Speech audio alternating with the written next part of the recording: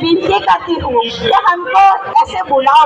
और नरेंद्र मोदी जी, मैं तो तमने कहूँ छो कि आओ तमे गुजरात ना छो, तमे गुजरात ना छो। मनसुख मांडविया जी तमे गुजरात ना छो। वो तो कलेक्टर ने कहा था रखड़ी रखड़ी ना आई, बाल तड़के में जाती थी, इतनी 72 ईयर्स के अंदर में जाती थी, फिर भी मैंने और बोला कि हाँ पहुंचा देंगे पहुंचा देंगे। अरे कब पहुंचा देंगे?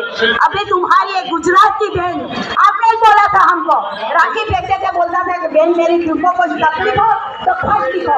मैंने खत लिख लिख के मैं तो थक गई। वो है ना, मैं तो कागड़िया लिख लिख के थकी, ऐसा है। और अभी तो जो क्या ये पूछा लोगों के हाई लेने से अच्छा लगता है, उसके तुम ऐसे देख कर दो, 3 दिन के आंदोलन में ऐसा हमको सब समाचार सिखा दो।